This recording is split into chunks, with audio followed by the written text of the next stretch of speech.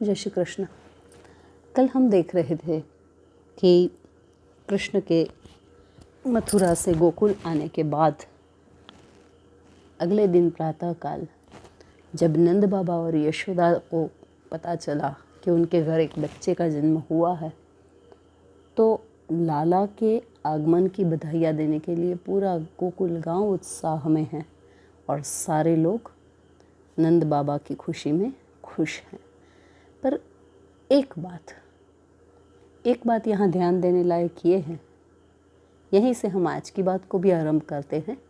एक बात ध्यान दी है आपने, जब वसुदेव ने दिव्य शिशु रूपी भगवान को कंस के कारागृह से दूर ले जाने का निर्णय किया, वह उसे अपने हाथों में थामकर टोकरी में डाला। न सिर्फ टोकरी में डाला बल्कि उसे अपने शीश पर धारण भी किया। बस उनके तमाम कष्ट समाप्त होते चले गए। पहले बेड़ियाँ कटी, फिर द्वार भी खुले, फिर पहरेदार भी सो गए और यमुना मैया ने भी मार्ग दे दिया। और अब जब योग माया को लेकर वापस आए तो वही द्वार भी बंद, बेड़ियाँ भी लग गई, पहरेदार भी जग गए, व कंस का आगमन भी हो गया अपने दुष्ट साथियों के साथ। यानी जीव जब ईश्वर को हृदय में रखता है, उसके अनुशासनों का स्वीकार करता है, यानी उसे अपने सिर पर बिठाता है, तो उसके तमाम बंधन धीरे धीरे कटने लगते हैं, मार्ग की बाधाएं हटने लगती हैं और रास्ता भी खुलते जाता है, मंजिल भी मिल जाती है। पर जब माया के चक्कर में पड़ते हैं तो तमाम प्रकार के कष्ट व परेशानियां उसे घेर लेती है। माया के चक्कर में यही तो आजकल हर मानव माया के चक्कर में ही तो आजकल हर मानव परेशान है। कब कहाँ क्या पालूं, कितना समेट लूं, यही सोचकर उसे न चैन से खाना खाने का मन करता है और न ही ढंग से नींद आती है।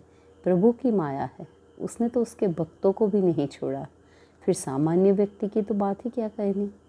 इसीलिए कहते हैं माया तो नटनी है, नाच नचाएगी ही, और उससे पार पाना है तो केवल और केवल मायापति की शरणागति ही एकमात्र उपाय है।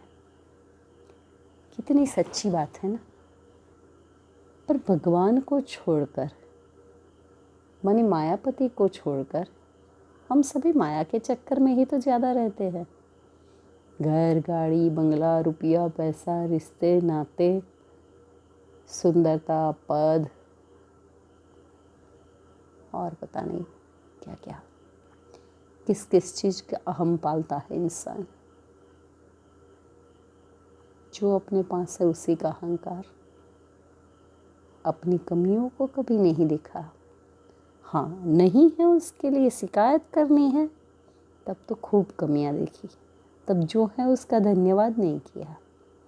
मगर जब इतराना है तो है उसके ऊपर इतराए, तब अपनी कमियां नहीं दिखी, तब कमियां दूसरों की दिखी। बड़ा अजीब है इंसान।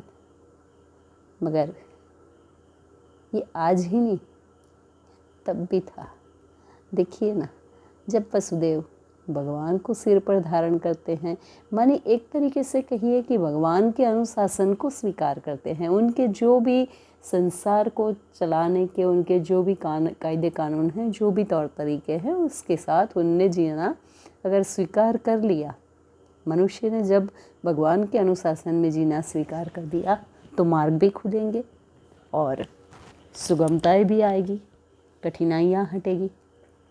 मगर जब उसी भगवान के अनुशासन का मार्ग छोड़ा, भगवान को छोड़ा और माया के चक्कर में पड़े, तो माया ने फिर उनको उलझा दिया और फिर वो कंस के चक्कर में भी पड़ गए। इसी तरीके से हम भी माया को छोड़कर मायापति की शरण में जाएं।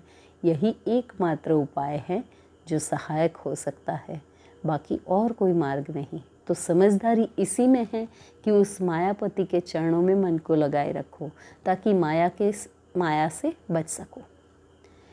प्रभु को भूलकर हम उसकी माया की चर्चा कर रहे हैं, ये भी तो उनकी माया ही है। आइए लौट चलते हैं, मायापति की शरण में उनकी बात करते हैं। जेल में जन्म लेकर पल भर भी जेल में नहीं रहे वो, और गोकुल आकर अपने जन्मदाता से दूर इतनी खुशी व प्यार के पात्र बने। 10,000 गौ का दान किया है नंद बाबा ने बच्चा पाने की खुशी में। केवल लाला ही नहीं, मैया का भी श्रृंगार हुआ, और बीच में माँ की गोद में बच्चे को देकर गोकुलवासी नाच रहे, गा रहे, आनंद उत्सव मना रहे हैं। कहीं कहीं तो दही माखन, कहीं रंग गुलाल, और कहीं फूल भी उड़ाते हैं। देवसत्ताएं भी तरह तरह का भेष बनाकर प्रभु के बाल रूप का दर्शन करने आई है। नंद गैर आनंद भयो, जय कन्हैया लाल की, हाथी घोड़ा पाल की, जय कन्हैया लाल की। ऐसे नादों से पूरा गोकुल गूंज रहा है। सभी उत्सव में जाने को सज संवर रहे हैं। उम्र का कोई बंधन ही नहीं। सभी, न केवल नंद यशोदा की इस खुशी में शामिल होने के लिए सभी तैयार हो रहे हैं, बल्कि वास्तविकता ये है कि हर हृदय जैसे आनंद से छलक रहा है। वो भी क्यों न, जब साक्षात आनंद कंद, सतचित आनंद स्वरूप प्रभु स्वयं पधारे हो, तो जहाँ वो हों वहाँ कोई दुख की बात हो भी कैसे सकती है। खासकर उनके अवतरण की वेला में तो केवल और केवल खुशी ही चारों ओर छलकनी चाहिए ना। और वही गोकुल में हो भी रहा है। छोटी बच्चियों से लेकर वयोवृद्ध तक सभी गोपियाँ खुशी के अतिरेक में लाला को देखने जाने की खुशी में सज धज कर नंद भवन के लिए निकल पड़ी। चलो देख आए नंद घर लाला भयो, चलो देख आए नंद घर लाला भयो। एक अजीब सा खुमार है जिसकी भी गति आप देखो आज नंद भवन की ओर ही है। कोई रंग गुलाल, कोई फूल, कोई माखन मिश्री लेकर सबका मुंह मीठा करा रहे हैं, और बस एक ही चाह सबकी है, लाला को देखना है, उसे गोद में लेकर प्यार करना है। जगत पिता है, जगतपति है, और एक नन्हे से शिशु का रूप है। साक्षात प्यार का स्वरूप है कान्हा। तो उसको देखने के लिए गोकुलवासी प्रेम विभोर क्यों नहीं होंगे।